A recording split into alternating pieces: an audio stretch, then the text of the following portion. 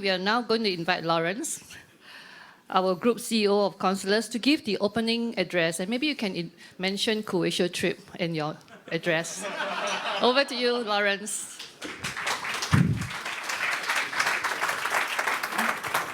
Thank you.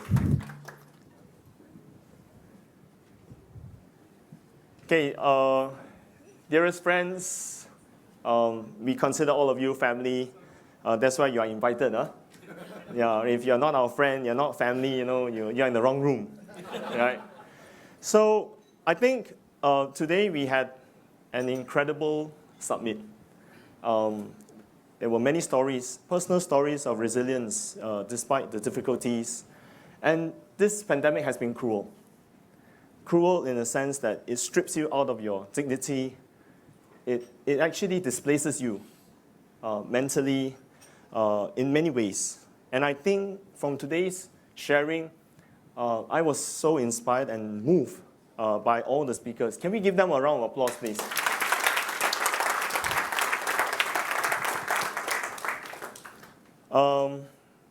Today marks the 18th year of the founding of Constellus. And so we are very happy that you can join us in this moment. Many of you have walked with us, listened to our preaching, shape the world, what shaped the world, And I remember when I started, one CEO told me, I want to do business. I don't want to change the world, can or not? And those were the early days when you talk about impact, you talk about inclusive economy, you fly over the head of many CEOs. But I must say, the CEOs in the room, the clients, you were the first ones who believed in us. So give yourself a round of applause. And every one of you, I remember the conversations, right? But still, it's not been easy because Constellus, as you know, we are very much influenced by the idealism, in a sense, of UNESCO Peace Prize Chiara Lubich. In 1991, when she flew to Brazil, seeing the extreme divide between the very rich and the poor, she felt that in Sao Paulo, it was like a crown of thorns. And she wondered whether there was a higher calling for business. And she challenged the 1,000 people who gathered to listen to her in Brazil at the time, many of them professionals, entrepreneurs, to say that there is a higher purpose for business. How can business also overcome poverty? But not just simply material poverty. She spoke about how to overcome poverty of relationship, because the first step towards denying a human person his or her right of existence is to remove him or her and treat the person as lesser being to yourself. So it's not about money. It's about identity. If you respect someone, if you care about someone, you will do something for that person. So that was the first and the hardest thing to do, because giving money is easy. But how can business be incubators, be a hub of communion? Communion as in shared burdens, shared hopes, shared concerns. And how many companies are living hells for their employees? In the 18 years of work that we have done, there are so many employees, and management also suffering. It's not always true that the staff are suffering. Management also suffering, because management actually want their team to work in unity. But politics, differences, aggravated tensions, make it stressful for CEOs to work for the well-being of their employees. So it's not an easy equation. Impact for the economy, but first, impact for the economy must start from people, must start from persons. So when we started, we thought that consultancy is automatically a business for good. Then we realized that when you grow bigger, it's hard to be good. It's profit margin. It's about sending 400 staff in some of the largest IT consulting firms, right? Outsourcing by Facebook in order to check horrible images, putting their staff through mental health, right? Hell. So we cannot simply trust the largest organizations in the world to do good. And good is very hard to do. Easier said than done. And today, many of the speakers, I think I was very moved when Melvin said his own journey. Well, it's easier said than done because it's expensive, it's costly. Costly in terms of human time, costly in terms of cost, right? So we have to go at the situation in a very systemic way. We try to do this by doing what we call an inclusive economic system, by influencing leaders, by helping companies and cities with their transformation, right? But real transformation, not transformation of a concept, not a theoretical transformation, but transformation from the hearts and with the business model to power it. So this has been our guiding compass. And over the years, with so many of you here throughout the world, and with so many consulates that I've the pleasure and the grace to work with, we have done something, but it's not fast enough. It frustrates the hell out of me that this is very hard to hack, right? You can go on and on telling people, shape the world, and people will just look at you with blank faces, right? How do you do it? And I think over the years, what has been inspiring is we have an opportunity to work with many CEOs who also want to impact the world for good. So when I met Datuk Chris, and I wanted to become a priest, right? So because I wanted to be a priest, I'm not attracted by money, right? So money has no effect on me, right? And that frightens my business partner, Jeffrey, right? Because he comes from Hong Kong, and many a times I will say providence, God will provide, And our company is not all the same, right? We are different religious. Some people have no religion. But that is my driving force because I don't need money, right? That makes me a very powerful person, right? So I think that's how Chris and I, my dear brother Chris and my colleague, we connected, right? Because he has this wealth of capability, and there I have another kind of wealth. I have the wealth of purpose, right? We connected. And I think when I brought him to Rome, he asked me, what's this trip about? He said, I told him it's the economy of convenience. He said, what is the economy of convenience? What are you trying to do? Is this CSR? Is this, giving money and all this? No, it's not about giving money. It's about deciding with the heart, one step at a time, whether you want to change the economy for good. And he thought about it. He didn't answer me. Later on, he texted me, okay, I'll come with you to Rome. By the way, he shook the hands of Pope Francis, right? So that was incredible, right? A lot of people try to go to Rome, they can only see Pope Francis from far. You have 100 over 1,000 people, and there he was in the front row shaking the hands of Pope Francis, right? Quite incredible. But something happened in that meeting in 2017. Many of us in that conference, the Economy of Convenience Conference, we have been working for good. We have been trying to do our best to, kind of like shift the world one step at a time forward, right? To do something great. But Pope Francis said, the economy of communion, if it wants to be faithful to the charism, must not only care for the victims, but build a system, right? Where there are fewer victims, where possibly there may no longer be any, right? As long as the economy still produces one victim and there is still a discarded person, communion has not yet been achieved, right? The celebration of a universal fraternity is not full, right? And therefore we must work towards changing the rules of the games of the social economic system.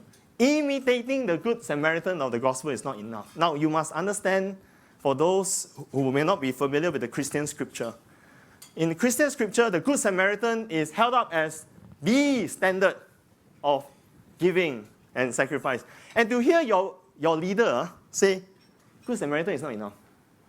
Helping people is not good enough. You must change the system. Then I was so shocked because I thought wrong translation, because we were listening to 30 over languages, So I said, it is right. And I think that moment, Dato' Chris and myself and a few of us, we looked at each other and say, what can we do?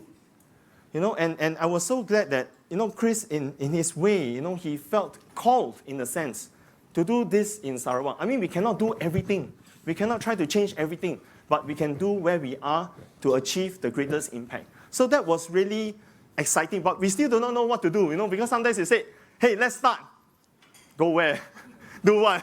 Right? And all these things, right? But we kept that dream alive, right? And so I was sharing with Chris that what I learned from consulting, the biggest problem in change management is the poverty of trust. You will have a room of people full of talents, but because there are no trust, nothing can happen. It is not a lack of ideas. In fact, there was a study done about PhD papers, all those people with permanent head damage, sorry, but they do so well, they write fantastic papers. There was a study that shows that only 1% of the best ideas in the world are actually implemented. So that's a running joke among, I know some of us are in the smart city business, right? Smart cities, actually it's not that smart because it cannot be implemented. Because sometimes it's too smart. I don't know how to implement it, right? So those of us in the trade, you know what I mean, right? So first problem, poverty of trust, easy to talk, easy to wish for, impossible to do. Second reason, our institutions are not upgraded. Janet gave an inspiring call to action just now, and I want to thank Janet. She just recovered from COVID, and she's here with us. Thanks, Janet. Janet gave us a resounding call because she called this the new normal. What's the problem with the new normal? The war in Ukraine is a proof that institutions are failing. That's why we can't even agree. We can't even move. And this is another problem that we have, poverty of institutions. And lastly, it's the poverty of solutions, applicable solutions, not theoretical solutions. So when we invited all of you to come and join us for the summit, and we talk about future resilience by design, if I could rewrite the title of future resilience by design, I would say, will humanity have a future? It won't, Elon Musk talked about going to Mars. Somebody joked, maybe we don't need to go to Mars, there's no more planet Earth. Don't need to go anymore, there's no one, right? And I fear for my daughter. My daughter is growing up, she's 6-year-old. Every other day she asks me, Daddy, why you work so hard? Can you don't work so hard? Can you don't travel? And I said, Natalia, I'm trying to fight for a better world for you because I'm scared for your future. And I always joke with her, whenever she wastes water, right? Next time your generation has no more water, you have to mine water from the moon. Right, no water. All the waters are polluted, right? So if we talk about the 4 Cs, the 4 Cs is critical. Will humanity have a future? Will humanity have a cause to fight for? What is the cause? Our common humanity, our shared humanity. Enough of idealism. We have to get real when we have a humanity to work towards. Then the second thing, how can we reconcile? How can we see each other with new eyes that we are humanity together? How can we build a culture of trust? And then, how can we have a creative vision together? There's all this talk about Industry 4.0, Industry 5.0. The word industry is a horrible word. Horrible word. We are not made for industries. It should be humanity 4.0, humanity 5.0. It should be love 4.0. Right, so I always find it a very terrible struggle when I deal with this word as a consultant, myself, right? But I know who set the rules of the game, right, McKinsey? Right, so you have to admit that it's hard, and you need to work with friends and partners whom you have the trust in order to have a pivot to change the world. That's why we need to do this project, DesignFutures Venture. I have been a consultant right now for 20 years. And I've served Constellus as CEO for 18 years, but I didn't do this alone. And at this moment, I want to ask the entire Constellus team in the room to stand up because I want to thank all of you. Can all the Constellites stand up wherever you are? I want to thank you for all the years of the support you have given me. And I'm sure Constellus will continue to go on for another 100 years. Thank you very much. Now, I can tell you the problem of being a consultant. If you're a consultant, you're looking at the client to see whether they will actually implement the ideas. And you're staring at the client. You're going like, this is important, this is time sensitive, this needs to get done, right? And you have to be very mindful of your position as a consultant because you cannot go in and intervene in the business. So you have to be very mindful of that distance that you have. So what happens is that if you're always caught up with the role of advisory, then really nothing's get done, right? So you have to, roll up your sleeve and get involved.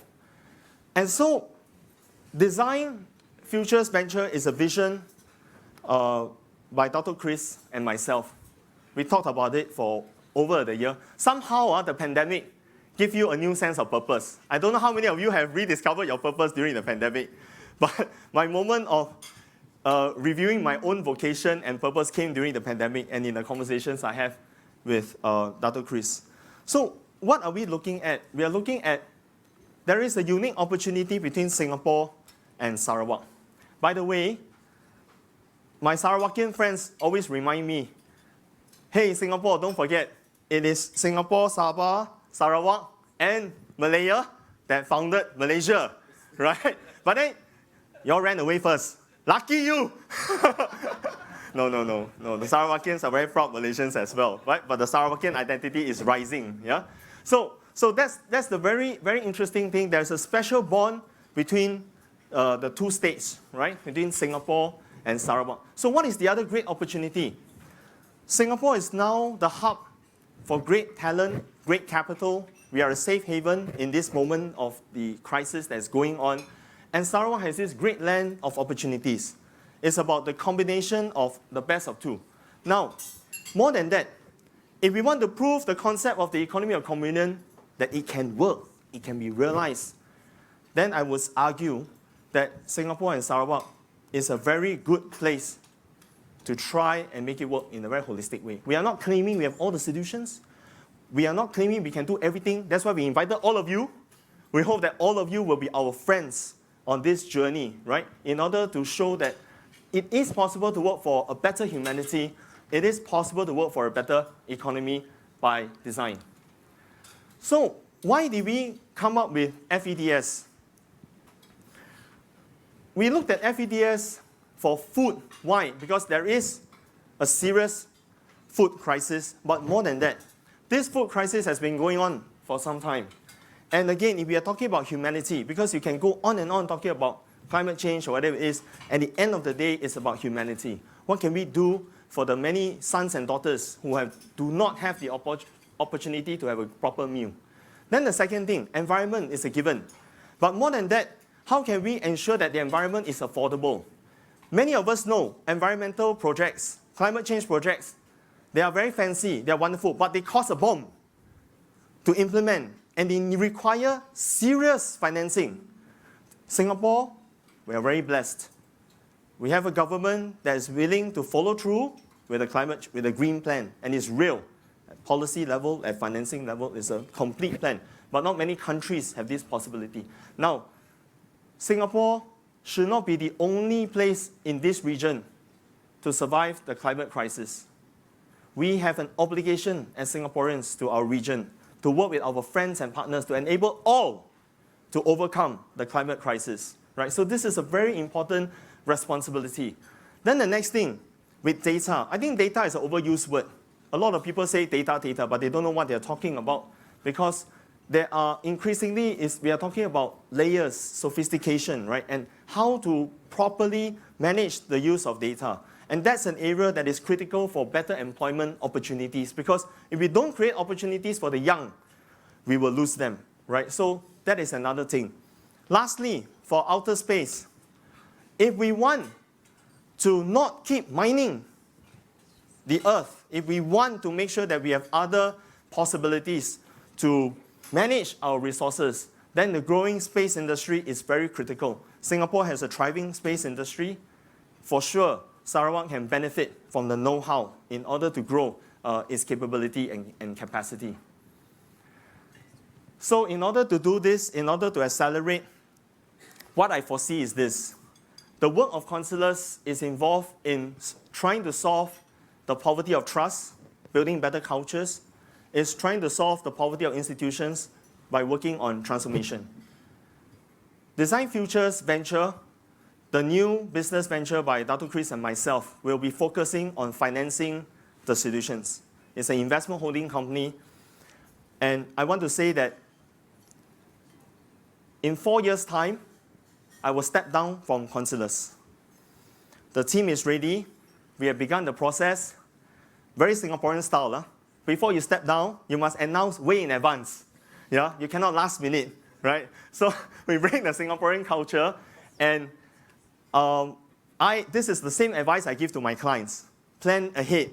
your succession, right? So I'm also here to announce that in 4 years' time, I will step down from Consulars, and we have already begun the search committee and the process. And I hope you will give your continued support to my team at Consulars. That will mean a lot to me, but I will remain as a consultant mentor. I will not leave consulting. I will be in different meetings, and probably I can be more provocative and say things to irritate people because I'm no longer the CEO of Consulars. So as the consultant mentor, I can say what is in my heart, right? To tell people to face up to the moment of truth. Yeah. So anyway, I'm not stepping down yet. Huh? So yeah, don't worry. 4 years time, right? So with Dato' Chris, we will work very hard to build DesignFutures Venture to impact and accelerate projects. So now it gives me great joy and pleasure to welcome my brother, Dato' Chris, to share his vision. Dato'.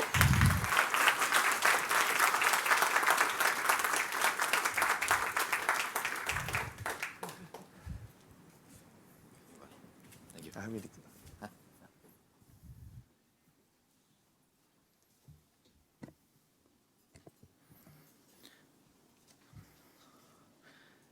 It's great to be back to Singapore after a 2 years break, and it's great to take off those masks and so we can gather together.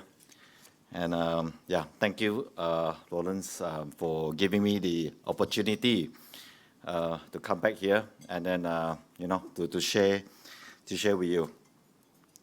So good evening, friends. I'm very glad to be here with you in Singapore as we launch our journey in DesignFutures Ventures. As Lawrence has mentioned, change is very hard, and real change requires purpose, consistency, and strategic steps, or else it will not happen. I believe this is where Sarawak can be a valuable strategic partner to Singapore. It always surprised me that Singapore is so near to Sarawak, yet all of you probably know more about Thailand, but not Sarawak.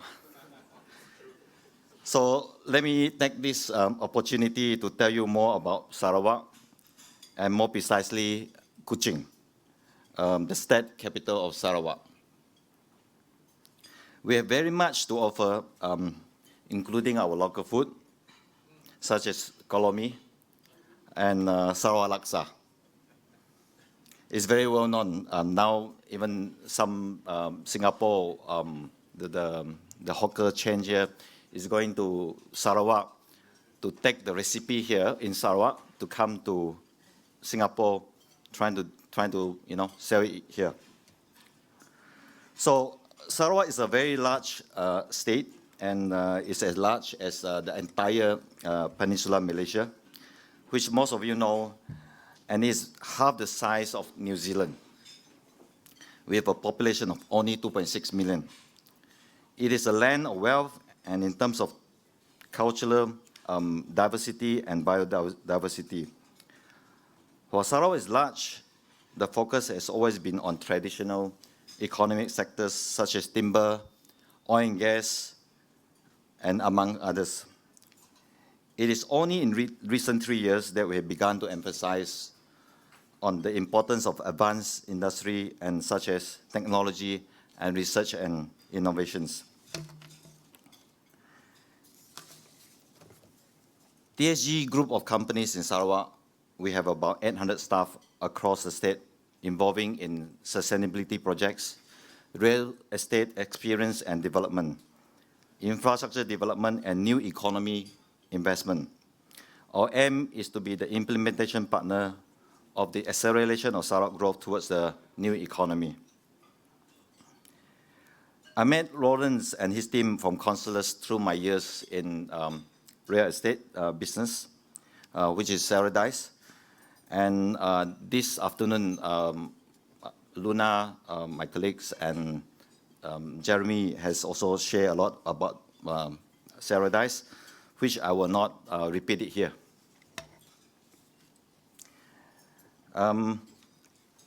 After we implemented the approach of Paradise with purpose, and by design, the entire townships. The entire place actually has flourished, and we have many people that is coming from all walks of life in Sarawak coming to the developments. So young people came, entrepreneurs came, innovators came. Today, Paradise is a destination for the youth and the community to gather and create opportunities in an exceptional place that celebrates all things Sarawak's in a world-class setting. The standards of the place also makes a difference. My teams at Paradise implemented an entire system that makes sure every part of the experience in this idea of Sarawakian identity, ecology, and the arts. As we say that we are, there's many developers in Sarawak or in any way. I think most people is focusing on building, I think selling, and I think Paradise is more focusing on, we're actually building home, we're building a community. I think that's a part that we're making a difference in what Paradise is doing now.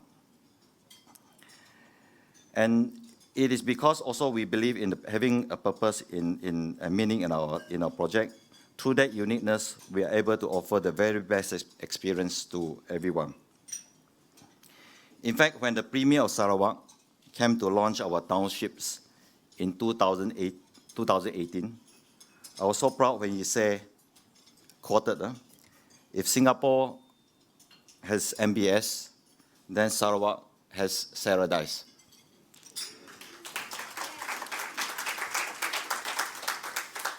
Our vision is not tall, gleaming towers, buildings, but an attractive experience formed by the hearts and the minds of Sarawakians.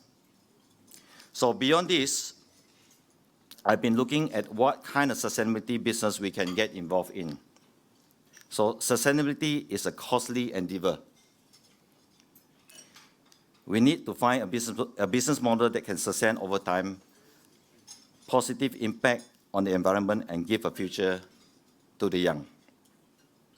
In Sarawak, the timber industry has always been a major economic sector, where the planting of tree has not been given the attention as it is usually troublesome, and because of the gene species they're planting, and it has not been successful.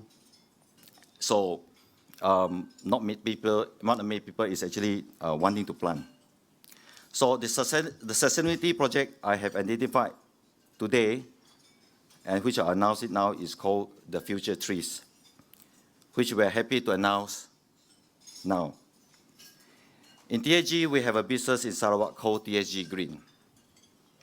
With a lab that focuses on cultivating tissue culture to produce RT Polonia clones. These clones, once planted, will go on to become RT Polonia trees, also known as future trees. This unique tree species has many possibilities, and being a local breed variant is adapted to a local tropical climate. It is one of the fastest growing trees in the world, and it is a very high quality timber with very fine grain. It can grow up to 50 feet tall and harvested as early as 3 years. The remaining, and another beauty of the tree is once you cut the tree, and after you cut, the tree stump will regenerate from there, and it can be regenerate up to 6 cycles. The RT Polonia is not an invasive species. Through a thorough process taken in the lab, we make sure this variant is thorough and does not produce flowers or seeds. It will not cause any adverse impact on our existing forestry system. This is very much in line with our vision to impact a better future which not disturbing our biodiversity. You are wondering why Polonia? Why Polonia? Why these 3 species? So some 8 years ago, as we started to bring in Polonia species from China, from Spain, from Germany, from US, and from Australia, to be planted in Malaysia, all these 3 species actually, they grow and they grow well until the month 7 or month 8. And somehow they stopped growing. And they began to die. So these 3 species retain the memories of the 4 seasons from their origins. And after a series of failure and on the verge of giving up, we then brought in a Polonia from Japan. Without much hope for success, we planted 20,000 trees species, and at month 7, after planting these 20,000 tree species, all the 3 died, except 5 actually survived. And these 3 managed to continue growing and has adapted to the local weather, and until today, they are all 8 years old. So these are the trees. Okay, then we began doing the tissue culture from these remaining 5 trees that survived from the plant. I feel that we are very blessed as all these trees has actually survived and thrived very well. And with this, it inspired us to start the lab with tissue culture. Due to the lack of land in Peninsular Malaysia, we have brought this lab to Sarawak to scale up our operation as there are plenty of unused land to be planted. Okay, the balance of it, I hope it doesn't bore you, I'll go a bit technical. What is Polonia and why Polonia also? Okay, there are 3 pillars of sustainability for planting Polonia. The first one is environmental sustainability. So again, I want to emphasize here, it is not easy to plant in Sarawak, to find the right balance, as we need to balance, we have challenges, we need to have dialogues with the local community to understand how we can work together to plant all these trees. And involving them, the inclusiveness of them in the economic growth. So in terms of environmental sustainability, the Malaysian government and the Sarawak government can see that this pollen tree is a solution for global climate change. From the 12 Malaysia plan, the federal government will be introducing economical instruments such as carbon pricing, carbon tax, and in the effort to achieve carbon neutral status by 2050. The RT Polonia tree, or the future trees, is truly a feasible way of making a positive impact to the climate change. It is recognized as a carbon sink and is able to efficiently and effectively absorb greenhouse gases. And on average, RT Polonia tree planted in 1 acre of land can produce 103 metric tons of carbon dioxide. Can absorb 103 metric tons of carbon dioxide from the atmosphere. And this is 10 times more than a normal tree, which is between 1.1 ton to 9.5 tons. And what I say is not what I say, it's actually reported in Bloomberg in 2019. From the economic sustainability viewpoint, the RT Polonia represents an extremely viable option as it is fast growing and it can be harvested within 3 years. So it represents, with that, it is giving a very good ROI, and with a proof of concept and immediate readiness for scale-up operation, we intend to sell and supply the future tree to this furniture manufacturer, construction companies, so that they will not need to take timber from the virgin forest or the protected forestry. We have mastered the tissue culture, this biotechnology, and our tissue culture lab currently has a capacity to produce an average of 1.8 million clones annually. And this is equal to 1.8 million trees a year. So RT Polonia wood is considered lightweight wood from the hardwood category. It has high durability, and it has a very high fresh point, so it's resistant to moisture, and it can be used for fire door, and it can be used for guitar, it can be used for serving board, and it can be used for plywood and so on. So these remarkable qualities of RT Polonia is very ideal for downstream segment so as I said, with the interior decorations and many more other possibilities. The fine grain and the wide appeal of RT Polonia give rise not only to potential market, the local potential market, but also to international markets such as Singapore, Japan, North America, Europe, and Australia. Not North Korea. Yeah. Okay. The upstream segment can explore the possibility offered by the RT Polonia. Being fast-growing and ability to regenerate overseas cycle, it represents a very attractive ROI which is sustainable over long term. To date, it is one of the Malaysian timber industry 11 approved tree species. From the socio-economic perspective, local Sarawakian also have the option to plant the RT Polonia trees. Whether you have 5 acres, 10 acres land, you can actually plant all those land, because this is a very practical alternative, and it can be an alternative to existing crops like palm oil. Our effort in this sustainability project has been fully welcomed and endorsed by our Premier Sarawak, and we invited him for the launch of TSG Green late last year.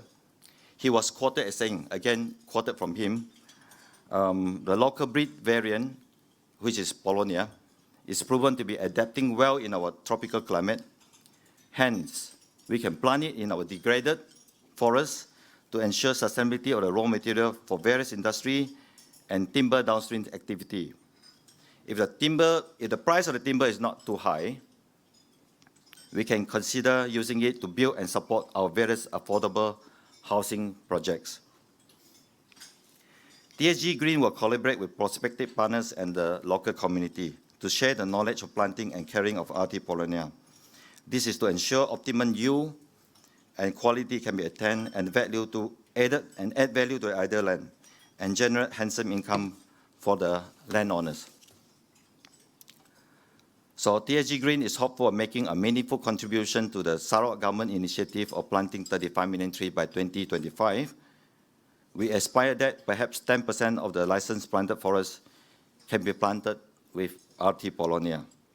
And our tissue culture lab is ready to produce 3.6 million explants in the next 2 years, and many more with ever-increasing capacity. Tonight, I'm pleased to announce the planting of 1 million future trees. And if you are interested to be part of this project, please talk to Lawrence, DesignFutures, and I hope all of you can join us on this journey to shape a better future by design. Thank you.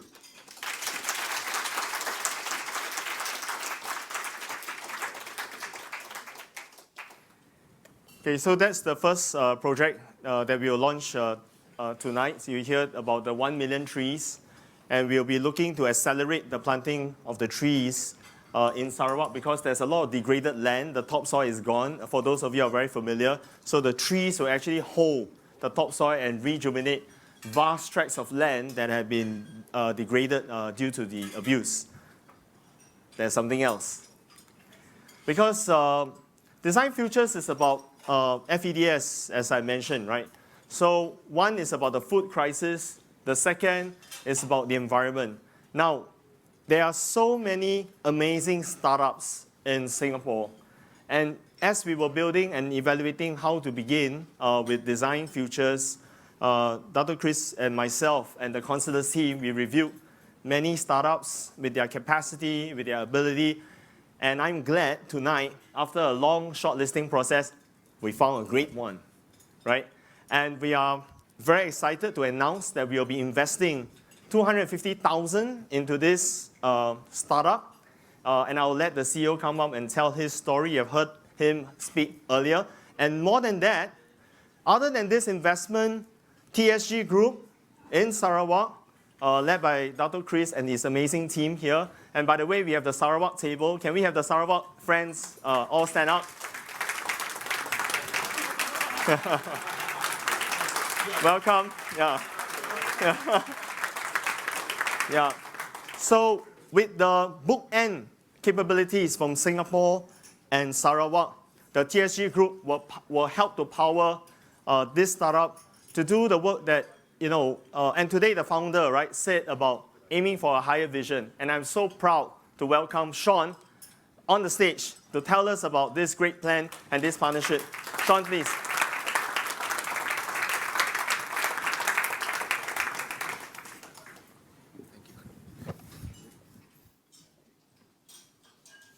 Hi everyone, I'm back again.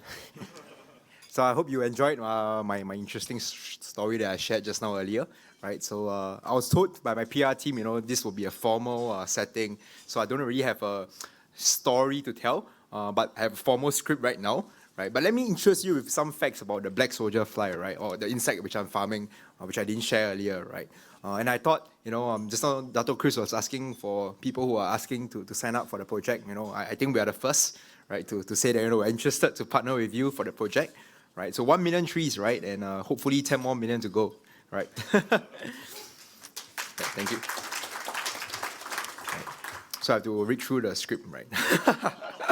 So as Lawrence mentioned at the beginning of this intro, we're definitely very humbled and excited, to announce the recent investment, by DesignFutures and TSG Group, right? So this investment will create significant and systemic value for both Sarawak and Singapore, right? And I think this will happen in 3 ways, right?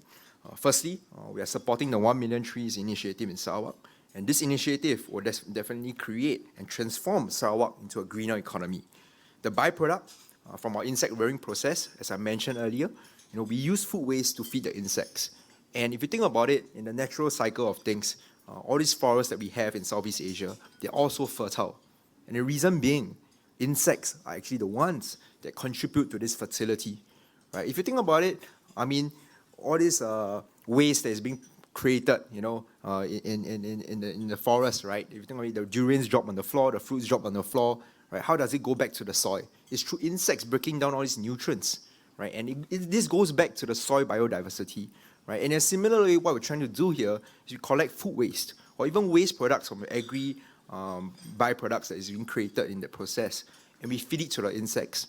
And through that, we create fertile soil, which is what we call insect fresh, right? And again, what we are doing here in Singapore, we are doing a lot of R&D on how we can use this fresh to adapt into different soil environments. And of course, through this partnership, we are looking to fertilize, Sarawak land with the insects that we are rearing in Sarawak itself.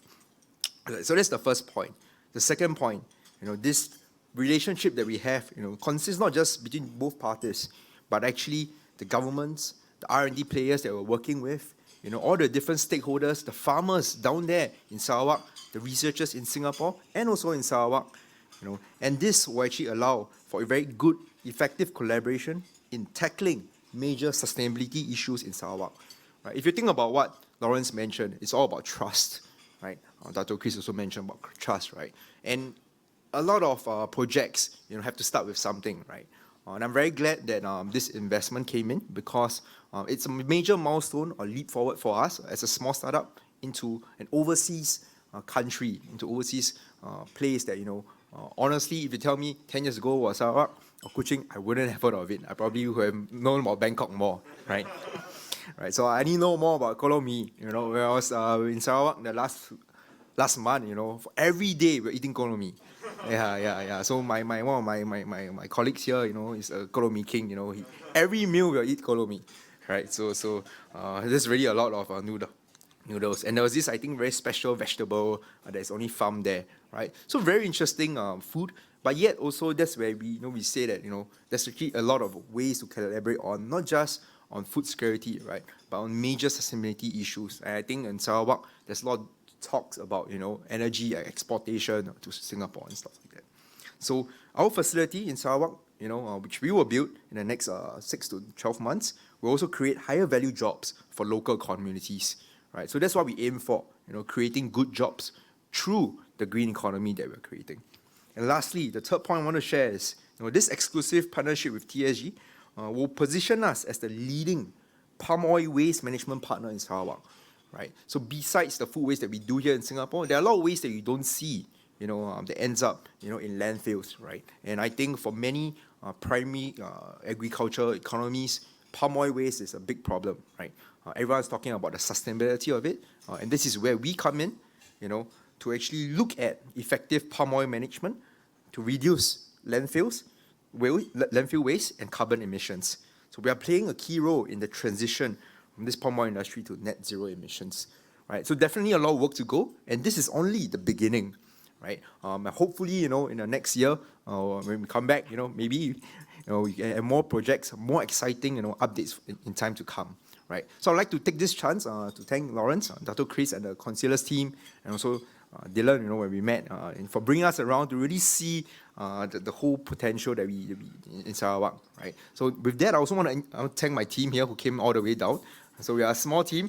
Maybe you guys can make yourself well known and stand up. Right. The Insect Feed Technologies team. Yeah. So they are busy eating because they are a bit hungry. The whole day they never eat. They're preparing for this event, right? So yeah. So thank you once again. Look forward to more events. Thank you. Yeah. So we are very excited about this investment and this partnership with Insect Feed, and we see that for Borneo itself is a very unique opportunity for Borneo. You know that the Indonesian government is moving its capital to Kalimantan, and coincidentally, Consular's early years growth was all in Borneo. We did the National Bank of Brunei, we did the National Telco of Brunei. We were practically living in Borneo for a period of time. Every other week we were flying into Brunei, and then every other week later on we were flying into Kuching, right? So somehow Borneo and us click very well. That's not all. Now, every single day, every single minute as you use your phone, you are consuming data. And that data, whatever you produce, has to sit somewhere. And there are not enough data centers, but worst, data centers are actually contributing to the degradation of our planet. But easier said than done. It's not easy to have data centers that are renewable, sustainable, right? Because it's a very complex move. And when we were looking at this opportunity, the Sarawak government says that it wants to power the economy, right, towards sustainability. But again, easier said than done. So I had to ask my dear friend, who was a client, and a lot of clients all become partners, right? So that's how it works in Consulars. And he is a client I really admired because we worked together in the transformation of his company, an incredibly talented company with a wide variety of expertise. And you heard from him just now. And I like him to share with you because the reason why I asked Melvin for his advice and for his partnership was because it's not because he knows everything, but he is someone who has the determination. If he doesn't know, he'll tell you he doesn't know, but he can bring an alliance of people together. And we can't do that, right? So, and he does it with so much realism. I remember when I worked with Melvin, he always challenged me. It's not about the idea. It's how are you going to do it? And how well can you pull it off, right? And I'm so glad that I can call Melvin, my brother and a friend, to come and share with us because we're going to work with Cyclec to talk about green data centers in Sarawak. Melvin, please.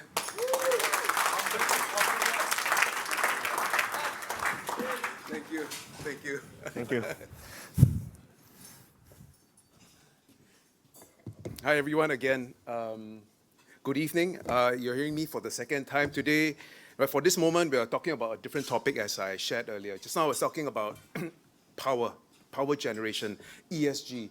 And right now, I guess I'm so honored to be invited to be part of this team with TSG, with Dato' Chris, looking at, and also Consulars, about green data centers. You see, with each day, with each second, the amount of data we consume is just staggering. And this is still exponential in its growth. And even more so going forward with smart cities, with IoT, Industry 4.0, your much hated word, but that would also continue to accelerate the data consumption, AGVs. So it's just going to flood the whole industry. And with this consumption, what happens is that the amount of power it requires is so tremendous. And in Singapore, if I'm not wrong, this data I need to go re-vet again, but from an article is written, 7% of our energy goes to data centers in Singapore. It is a very, very large number. Up to the point where Singapore has imposed a moratorium, as in we are not going to build any more data centers here for a while until we find a good balance between finding renewable energy as well as the demand for data centers. How do we balance this? This is the question that needs to be asked. And so data centers need to balance these things, right? You need to maximize, for data centers, you need to maximize the energy efficiency, and you need to minimize the environmental impact. Singapore has always been dependent on fossil fuels.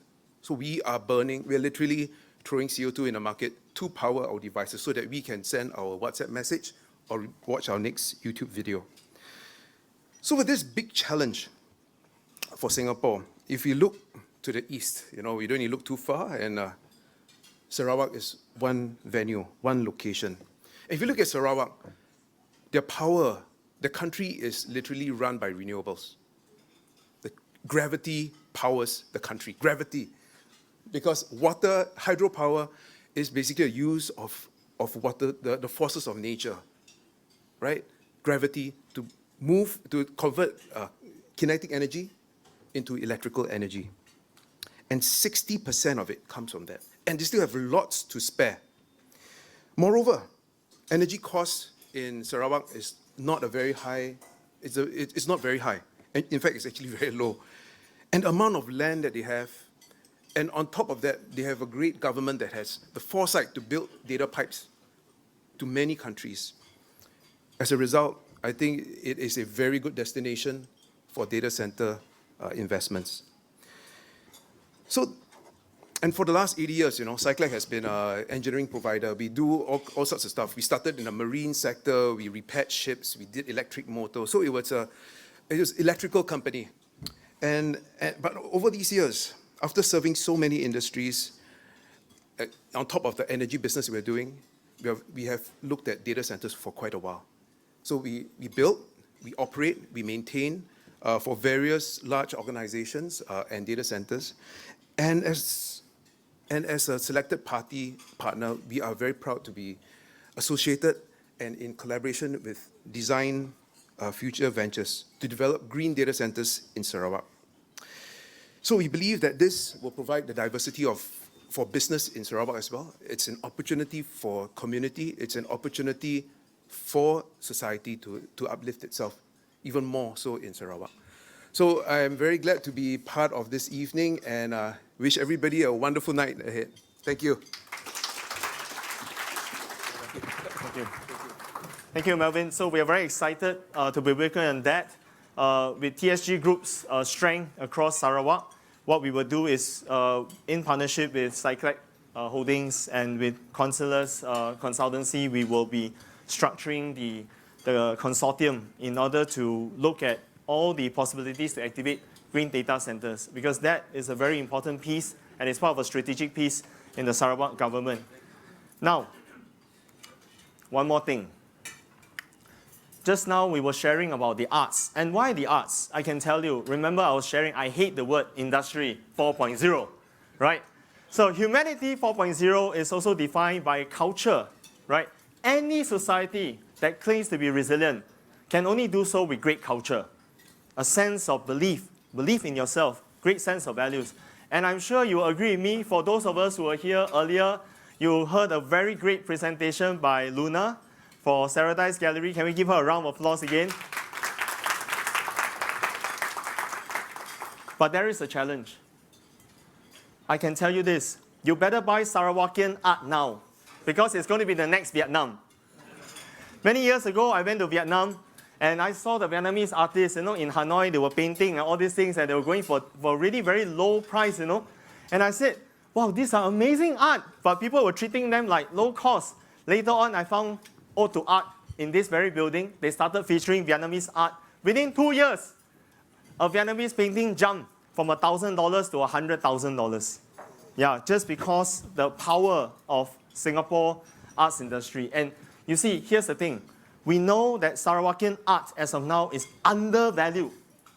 Undervalued, huh? So you please get them before they all disappear, right? It's a good investment, resilient investment, yeah? But we need help.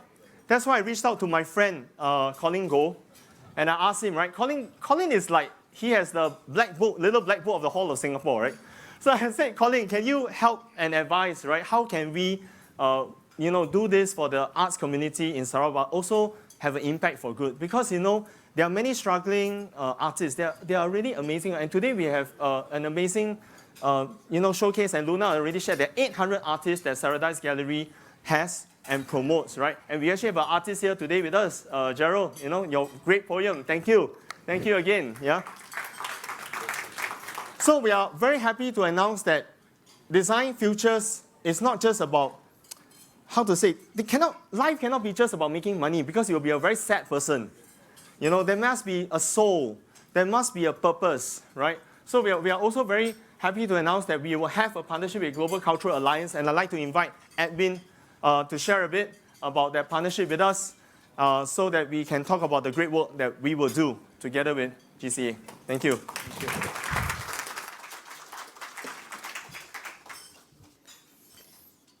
Lawrence has been very, very inspiring and inviting in his first speech this evening.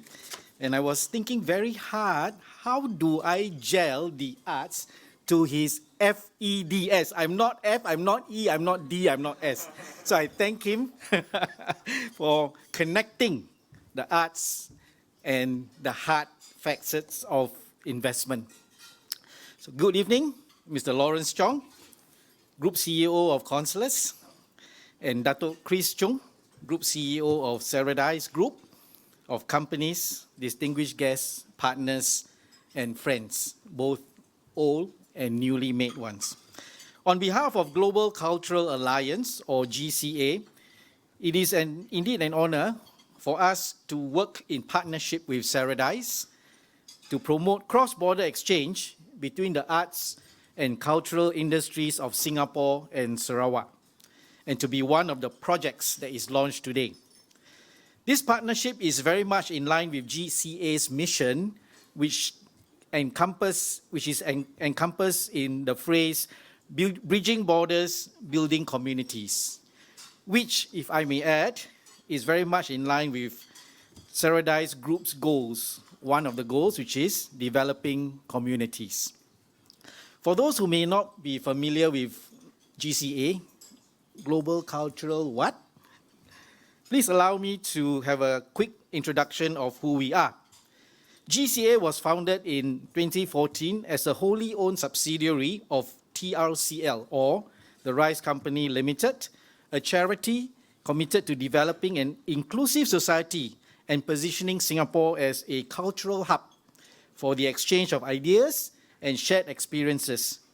This is done through conceptualizing and producing arts and cultural programs and platforms that range from webinars, talks, performances, and visual arts exhibitions. Over the past 8 years, since 2014, and even through the height of the pandemic, we have done projects in countries across Asia to the Americas, including Mexico, India, Indonesia, Malaysia, the Philippines, Thailand again, Hong Kong, and India, to name but a few. And just 2 weeks ago, GCA led a delegation to Malacca, on the invitation of a property and community developer, Hatton Group, perhaps you have heard of them, to explore opportunities within that historic city, while in the pipeline in the next year, a project in Hanoi to celebrate the 50th anniversary of bilateral ties between Singapore and Vietnam.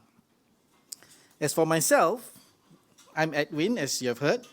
I'm privileged to serve as a board member of GCA. That's why I'm here. Even personally for me, GCA's collaboration with Saradice is exciting. Firstly, because I'm a trained civil engineer. I've been doing construction and engineering, which is one of Saradice Group's business as an infrastructure and real estate developer. That is close to my heart. Secondly, I've been a headhunter for the last 20 years. And although I'm not from Sarawak, I'm not a Sarawak headhunter, I strongly encourage you to check your head when you leave the room tonight. This partnership between Saradise is most opportune and a significant one, coming right at the time when the border restrictions are relaxing and we are beginning to travel more and more and be able to get to know one another in person. In this, the memorandum of agreement that GCA signed with Saradise earlier today to signify a Singapore-Sarawak collaboration is GCA's first memorandum of agreement for 2022 with a regional partner to engage in cross-cultural exchange. So thank you, Dato' Chris and Lawrence, for this very happy and significant occurrence. Singapore being a small country in a very, very big world, it is important for us to continually engage with our neighbors and make new friends even farther afield. It is through this engagement that we are able to broaden our worldview while at the right time engage in self-reflection through lessons learned from our encounters with those around us. In this, Sarawak is a place that is steeped in rich cultural and natural history. The vision which Dato' Chris has shared with us is truly an inspiring one, leveraging the tradition and the environment of the land, Tanah, and her people. It is a vision which those of us here in Singapore have much to learn from, and which I'm sure can help shape our own practice in the area of placemaking and living in harmony with the environment. Here, the arts and cultural practices are perhaps one of the most immediate, comfortable, and welcoming ways for people from different countries, communities, and cultures to get to know one another. Yes, as such, I am glad to share with you that GCA is pleased to host an exhibition of artworks from Saradise Gallery in August as part of its Bridging Borders Southeast Asia, the Malaysia edition 2022. The exhibition will be held at Gallery at 10 Square at Orchard Central. I think most of you know where Orchard Central is. If not, then come and see me. The exhibition will feature 11 works from artists in Sarawak, which depict various facets of life in that land. And for those of you who have yet to visit Sarawak, we hope that this exhibition will give you a glimpse of what lies ahead, as well as give us food for self-reflection. And Sarawak does not only serve Sarawak Kolomi.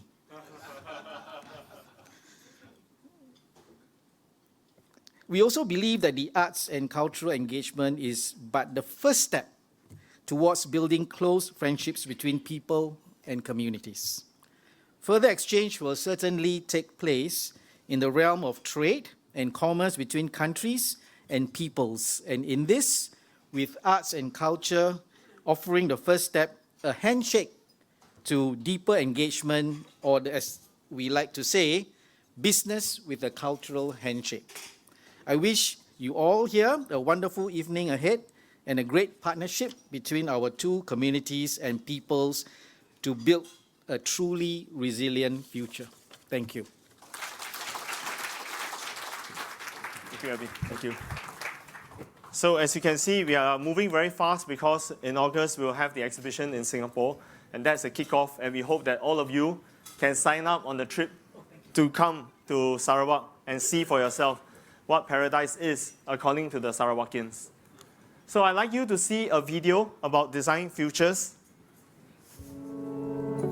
At a time of complex challenges, it is clear that a better future will not happen by default.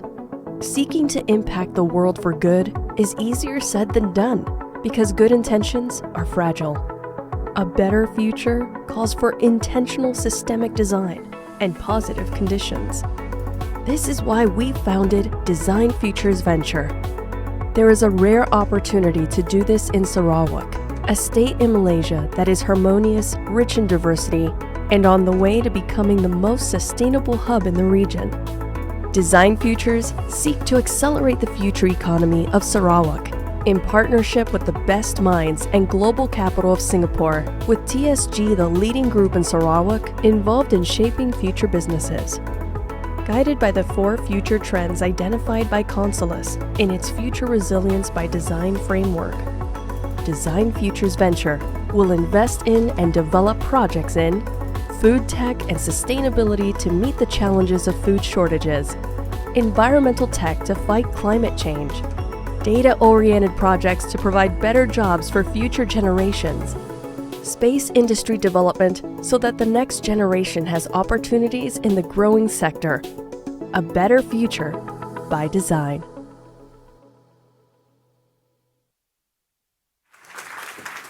Okay, it gives me great pleasure to invite back our partners, my brother Dato' Chris, Sean, Melvin, Edwin, to come and remark this moment. And I think, yes, champagne is coming.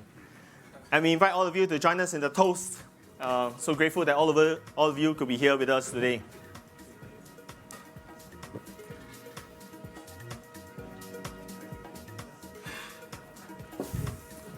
Once again, thank you. Congratulations, man. Yes. Thank you. Nice, nice. Dato', Okay, Wayne, good to see you, man. thank you. Thank you.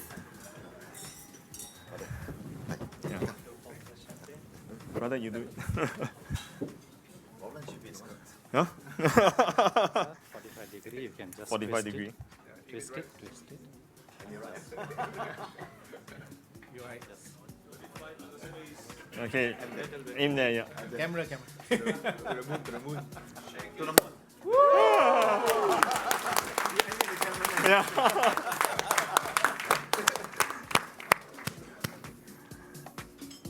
I did better this time.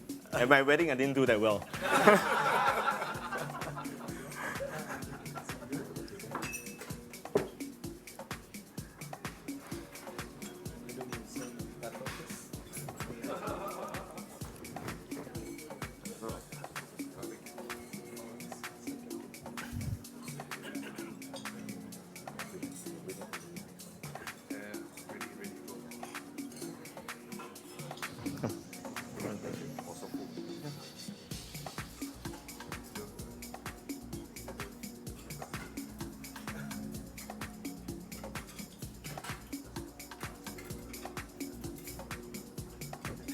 Thank you.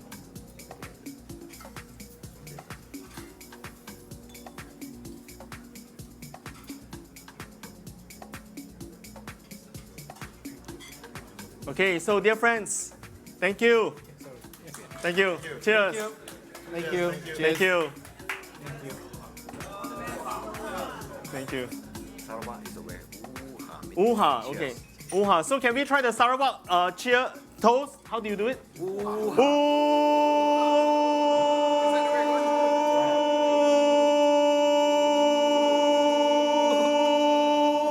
Ah. Okay, that's a practice lang. One more time. Okay, practice now. Okay. 1, 2, 3.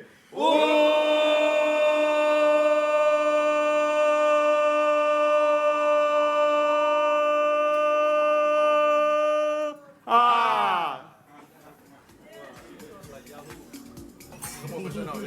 Singapore version. Okay, can Singapore version. Yam sing. Okay, can. Okay, we will do. Okay, yeah, exactly. One more.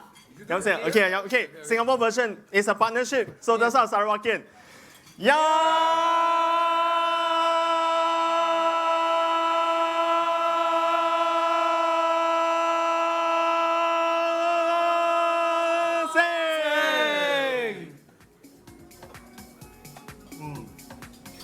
Thank you. Thank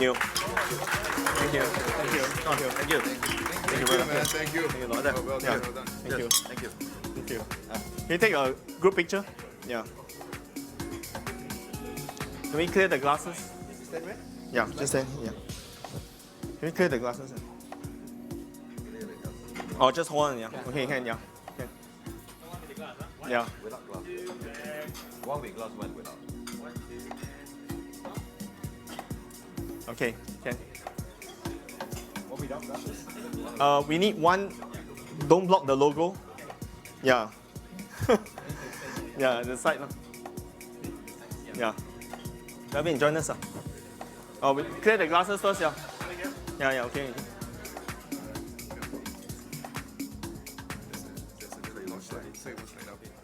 Oh, I can put it there.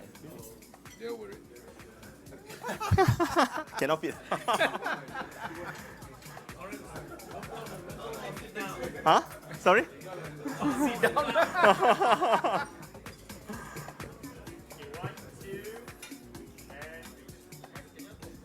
Okay, do like that. Oh. Yeah, 1 minute is okay. Okay, now. Okay, thank you. Thank you. Thanks again.